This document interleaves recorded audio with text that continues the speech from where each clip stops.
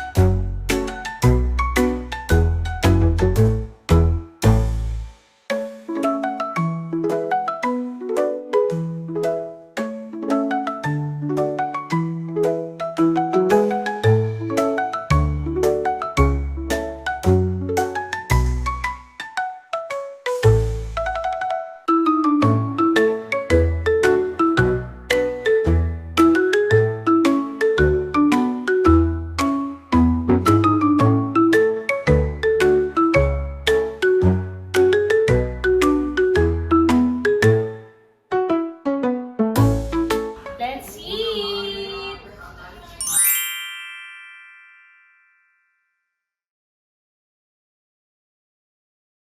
A few moments later. Hi, Hi, Nakasel. We are now done eating and the food is so sarap. And